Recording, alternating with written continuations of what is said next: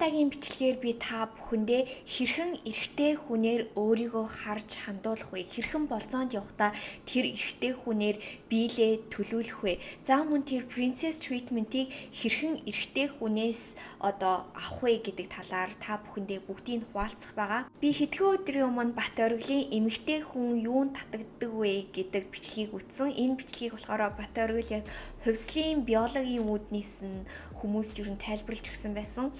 Тэгээд үнэхээр гайхалтай, хэрвээ та нар энэ бичлэгийг үзээгүй бол заавал үзэх ёстой.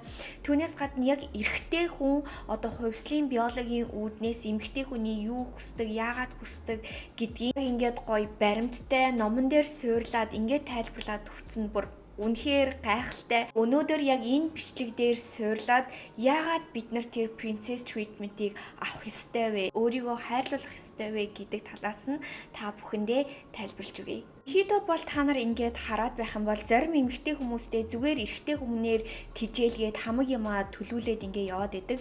Гэхдээ ихэнх эмэгтэй хүмүүсийн хувьд гэх юм бол тэрэндээ ингээд feel bad болоод идэг. Feel bad гэдэг нь юу гэж байгаа вэ гэхээр ингээд санаа зовоод гэх юм уу ингээд эрэгтэй хүнээр ингээд гоё хандуулахаас санаа зовоод ч юм уу би энэ эрэгтэй хүнд оронд нь ямар нэгэн зүйл хийж өгөх ёстой гэсэн тийм мэдрэмж төрөөд идэг. Зүгээр л тийм сэтгэлдлийг өөртөө төрүүлэхгүй байх айгуу чухал гэх юм уу. Би зүгээр л хүртэх ёстой, хайрлуулах ёстой гэсэн тийм мэдрэмжтэй байх ёстой. Тэг яг би ингээд бичлэгийг харангаа жоохон ревю хийгээд та бүхэнд ерөнхийдөө тайлбарлаад явна. Тэгээ өөрөө сая бичлэг дээрээ хэлэхдээ болохоор энэ ном зохиолч нь 37 улс дээр ерөнхийдөө ингээд туршилт судалгаагаа хийсэн гэсэн. Тэгэхэд ерөнхийдөө үр дүн маш их төстэй байсан гэх юм уу. Бичлэгдэр болохоор хамгийн ихний эмэгтэй хүний татагддаг зүйл юу вэ гэх юм бол баялагын нөөц бололцоо гэд тайлбарлаж хэлж байна. Жишээлбэл Амтны аймаг дээр айгүй гоё жишээ авч энэ бичлэг дээр тайлбарсан байлээ. Хаанхын шувууч гэлээ нэг шувуу тэр шувуу хүртэл өөрийнхөө эрэгтэй партнерыг хайхдаа тэр эрэгтэй үүрэндээ хэрэг хоол авчирж ийн гэдгээс нь шалтгаалаад тэр эмэгтэй шувуу эрэгтэй партнераа сонгодог гинэ. Эмэгтэй хүний хувьд ч гэсэн яг адилхан жишээлбэл дээр үед балар эртний үед эрэгтэй хүн нь ан гөрөөгөө хийж гэр бүлээ тижээдэг байсан шүү дээ. Гэхдээ бидний амьдарч байгаа энэ орчинд биднэрт угаасаа араатан баавга янз бүрийн арслан гарч ирэхгүй тодорхой. Гэхдээ бидний амьдралд энэ араатан аюултай байдал гэдэг зүйл нь юу вэ гэх юм бол янз бүрийн ядуурал гинт хүүхд чинь өвдчих юм бол хүүхдийнхээ эмнэлгийн төлбөрийг төлж чадахгүй байх байдал ч юм уу. Эдгээр бүхий л зүйл нь бидний амьдралд араатан гэсэн. Тийм учраас эмэгтэй хүн байгалийн зүүн совингоороо ирээдүйн өөрийнхөө амьдрал, ирээдүйн өөрийнхөө үр хүүхдүүдээ хамгаалахыг хичээдэг. Тийм учраас тэр эрэгтэй хүний мөнгө их хэрэг олж чадчихин, карьертэй байна уу, гэр бүлээ тижээж чадах юм уу гэдгийг бид нар цаанаасаа хардаг гэх юм уу. Энэ нь ерөөсөө тийм бид нар үнэхээр шуналтай, эмэгтэй хүн, мөнгөтэй хүнд дуртай гэсэн үг биш. Энэ нь бүр байгалийн зан чанар. Зүйлийг анхаарах хэрэгтэй. Энэ нь мэдээж баян хүмүүстэй яв гэсэн үг огтхонч биш. Ерөнхийдөө энэ баялаг дээр харагдаж байгаа ч гэсэн энэ бичлэг дээр бас тайлбарлаж өгсөн байдаг. Энэ нь болохоор зүгээр тэр хүний гэр бүлээ авч явах чадварыг харж байгаа гэх юм уу. Нэг эсвэл зөндөө олон маш их баялагтай, мөнгөтэй эрэгтэй хүн байлаа гэж бодоход эмэгтэй хүн гэр бүлийнхнийгээ яаж харж хандхаа мэдхгүй тэр мөнгөө хуваалцахгүй гэр бүлээ тижээхгүй байх юм бол ямар ч баялагтай, мөнгөтэй тэр бүхэнтэн байгаад тэр эмэгтэй хүнд үнэхээр хань болоод ерөөсөө хэрэг болж чадахгүй. Хүн дээр суурлаад би яагаад та нар эрэгтэй хүмүүсээр гадуур хоолнд орохдоо ч юм уу болцоонд явахдаа бүх юмаа төлөвлөх ёстой вэ гэдг нь тайлбарлагдаж эхэлж байгаа юм л да. Яагаад гэвэл ерөнхийдөө чи тэр эрэгтэй хүний тэр чадамжийг харж ийн гэсэн. Ирээдүйд энэ хүн гэр бүлээ авч явж чадах уу? Эд хөрөнгөө гэр бүлдээ авчираад хүүхдүүдээ бүгдийг тижээж чадах уу гэд ерөнхийдөө тэр чадамжийг харж байна гэсэн үг. Эмэгтэй хүн эрэгтэй хүнээс янз бүрийн зүйл асуухтаа ч юм уу ямар нэгэн зүйлээ төлөвлөхдөө тэрэндээ feel bad болох ямар ч шаардлагагүй. Нэг зөвхөн хувьслын биологийн үүднээс биш маш олон талаас нь ерөнхийдөө бол тайлбарлаж болно. Үүний талаар бүр дэлгэрэнгүйгээр би эрэгтэй хүн юунд татагддаг вэ гэдэг бичлэгийн ревю хийнгээ дараа нь та бүхэндээ ер нь тайлбарлая гэж бодлоо. Дээрээ бас дахиад нэг зүйлийг маш гоёор тайлбарлаж өгсөн байсан. Эмэгтэй хүмүүс янз бүрийн эрэгтэй хүний одоо чадварыг аягүй хардаг гинэ.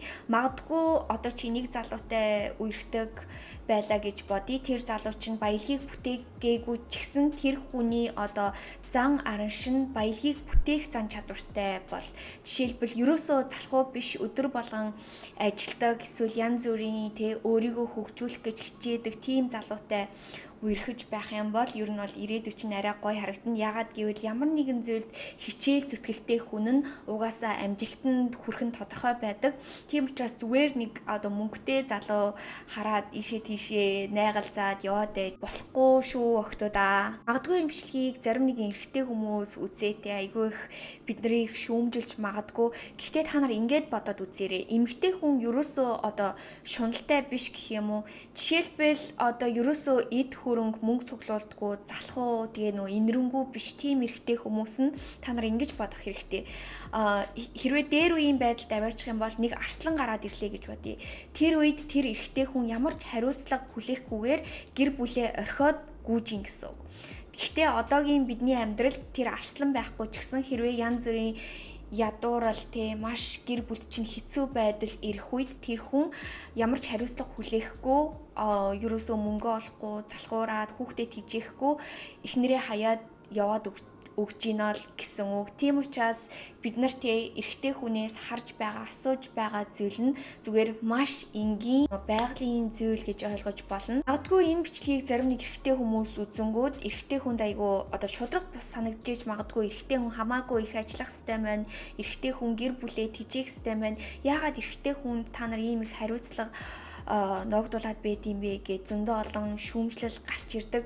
Гэхдээ нэг ийм талаас нь бодоод үзээрэй. Чиний амьдралд эмэгтэй хүн байх ч байсан байхгүй байсан чи зүгээр л амжилттай өөрийнхөө төлөө хичээх хэрэгтэй. Яагаад гэвэл энэ нь чамд одоо өөртөө хийж байгаа хөрөнгө оруулалт гэж ойлгож болно. Visualize бас нэг бичлэг дээрээ тайлбарлаж хэлсэн байдаг. Яг эрэгтэй хүмүүс тандаад хэлжсэн. Та нарын шуналтай эмэгтэй хүн, мөнгөн дуртай эмэгтэй хүнээс ерөөсөө айх шаардлагагүй. Чиний айх ёстой зүйл бол чи ядуурлаас айх хэрэгтэй. Ядуу амьдрахаас айх хэрэгтэй. Эрэгтэй хүн өөртөө одоо шалтак олгоод эрэгтэй хүн заавал тийм байх ёсгүй, ийм байх ёсгүй гэд тэрийг өөрийнхөө одоо залхуурлын нэг шалтак болгоод байнга ингээд залхуураад ажил хийхгүй, карьертаа анхаарахгүй байх юм бол мэдээж тэр хүн ядуу үлдэх нь тодорхой. Эсвэргээрээ эрэгтэй хүн үгийн л ийм байх ёстой байна. Байгалийнхаа хуулиараа би ийм хариуцлага хүлээх ёстой байна гэд тэр өөрийнхөө хариуцлагыг ухамсарлах үед өөрийнхөө төлөө одоо хичээж эхлэн гэх юм уу. Тэр суурлаад миний бас нэг маш чухал хэлэх зүйл гэх юм бол зөндөө олон охтууд маань одоо ингэж бодож байж магадгүй. Энэ хүн угаасаа намайг тэжээх ёстой байна. Надад миний дуртай зүйлийг авч өгөх ёстой байна гэж бодож байж магадгүй. Хэрвээ ийм бодолтой явж байх юм бол үгүй чиний бодол маш буруу. Энэ бичлэг дээр бас нэг тайлбарлаж хэлсэн зүйл нь бүр үнэхээр гайхалтай хэлсэн байсан. Ерөнхийдөө ингээд судалгаагаар харах юм бол ингээд зиндаанд адилхан хүмүүс дандаа хамт байдаг. За мөн түүнээс гадна адилхан хүмүүс хамт байхаараа одоо салалт үүсэх нь бага. Түүнээс гадна ямар нэгэн одоо хосуудын дунд зөрчил одоо үүсэх нь айгүй их бага байдаг. Чи 7 байхад найз залуу чинь 10 эсвэл найз залуу чинь 7 6 байхад чи 10 байх юм бол өөрөө ирэхгүй бид нар одоо араар тавих ч юм уу эсвэл нөгөө хүнээ голох ч юм уу тийм байдал үүсдэг гэд маш гоёор тайлбарсан байсан. Та нар бичлэгийг үзээрэй. Энэ яг үний юм шиг санагдсан. За би бол хүнийг араар нь тавьж үзээгүй. Гэхдээ миний хувьд би ингээд айгүй их амбицтай тэгээд миний ингээд үерхжсэн залуучууд ч юм уу ерөөсөө тийм амбицгүй юм бүтээх зан чанар нь байхгүй байх үед миний тэр хүн татагдах мэдрэмж нь нэх буухгүй ч гэсэн тэр хүний үнэлэмж татагдах мэдрэмж ч гэсэн буугдд юм байна. Ер нь бол ингээд буугдаад эхэлдэг. Тэгэхээр би юу хэлэх гээд байна вэ гэх юм бол хэрвээ чи маш тийм өндөр карьертэй амбицтай тийм залууг татахыг хүсэж байх юм бол чи өөрөө тийм өндөр амбицтай өндөр түвшний эмэгтэй байх хэрэгтэй. Угаасаа энэ нь ингээд судалгаагаар батлагдсан гэж байгаа байхгүй юу? Жишээлбэл маш их өндөр статустай эмэгтэйчүүд нь өөрөөсөө доогуур статустай хүнийг угаасаа тоодгүй, хардггүй. Тэгээ эрэгтэй хүмүүсийн хувьд яг эмэгтэй хүн шиг тийм их статусыг хардггүй ч гэсэн ерөнхийдөө одоо амьдралд нь цаана зөрчилдөөн гарах ийм тийм эсвэл одоо өөр гоё эмэгтэйг хараад яваад өгөх ч юм уу, ер нь тийм эрсдэлтэй. Тийм учраас хизээч өөрийгөө бити хаяарай. За тэгээ өнөөдрийн энэ бичлэгийг болохоор би маш гоё тодорхой хураангуулад ингээд хийчлээ. Дараагийн бичлэгээр болохоор би яг эрэгтэй хүн юунд татагддаг вэ гэдэг талаар би бас үнэхээр дэлгэрэнгүй ярих гэж бодож гин. За тэгээ өнөөдрийн мессеж гэх юм бол эрэгтэй хүнээс ямар нэгэн зүйл асуухтаа гоёор хандуулахдаа ерөөсөө feel bad бити бол, гэхдээ хит их шуналтай байж ерөөсөө болохгүй. Өөртөө анхаар, өөрийнхөө карьерийг бүтээ. Тэр маш тийм өндөр зиндатай, өндөр түвшинд аваачаад яг өөртөөгөө адилхан, өөрөөсөө дээш тийм зиндааны эрэгтэй хүнийг өөртөө татаарай. Түүнээс гадна хэрвээ та нар өөрийнхөө хамгийн гоё хувилбарыг бүтээгээд, өөрийгөө олж нээгээд, үнэхээр өөрийгөө glow up хийхийг хүсэж байх юм бол миний сургалтанд суугаарай. За эсвэл зүгээр 30 өдрийн үнэгүй чаленжэд надтай хамт оролцоорой гэж та бүхнийгээ уриалмаар байна. Дараагийн бичлэгээр дахиад уулзлаа. Түр баяртай.